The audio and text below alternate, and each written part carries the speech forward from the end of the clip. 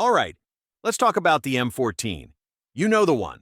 Not quite a museum piece like the M1 Garand, not quite tactical enough to hang with the M4 and its Gucci attachments.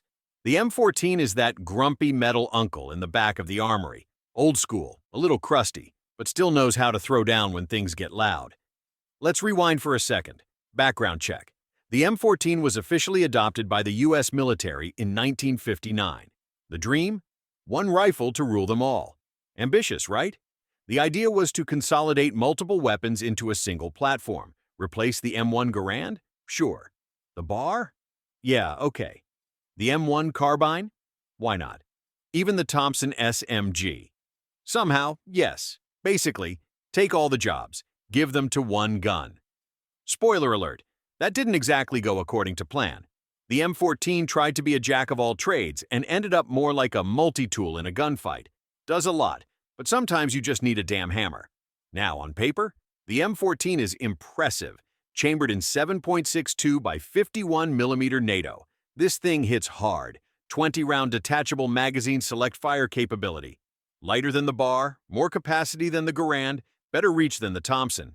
In semi-auto mode, the M14 is a dream. Smooth trigger, clean, crisp iron sights, and that satisfying boom that tells you you're sending serious energy downrange.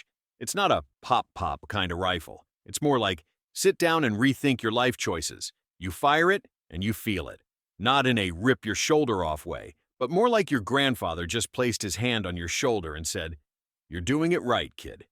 But, and there's always a but, let's not act like this thing is flawless. Full auto? Forget it. Unless you're built like a linebacker and firing from a trench, full auto on the M14 is a bad joke. Recoil climbs faster than a caffeinated squirrel on a telephone pole. Not just vertical, it's spiritual. The muzzle doesn't rise, it ascends. This isn't recoil, it's a religious experience. And ergonomics? Let's just say, the M14 wasn't designed with comfort in mind. Reloading it feels like trying to dock a spaceship with a crowbar. The mag doesn't snap in AR style. You have to rock it in like you're trying to win a wrestling match. Do it wrong, and you'll be standing there slapping the mag like it insulted your mother. Transitioning from a modern AR or AK to the M14 is like stepping back in time and realizing nobody's invented convenience yet. And let's talk weight. This thing is heavy. Wood stock, steel receiver. It's a Cold War relic that doubles as a workout. Sling it over your shoulder with an optic and a bipod, and you'll feel like you're lugging a fence post to war. And that beautiful wood? Yeah, it warps in humid climates. Vietnam vets will tell you, it swelled like a sponge in the jungle. Gorgeous, yes. Practical? Not always. But here's where it gets interesting. Despite all that, the M14 is still loved, not just by collectors or boomers at the range. I'm talking modern-day designated marksmen, Navy SEALs, yes, really, Marine Scout snipers, even some security contractors in the sandbox. Why? Because when the M14 hits, it really hits. Because it's simple, powerful, and reliable when tuned right. Because it doesn't try to be your friend. It just does the job. It's raw, it's honest, it's steel, walnut, and straight-up attitude. This rifle has history baked into its bones. Vietnam? It was there, still showing up in Iraq and Afghanistan in modernized forms. Yup.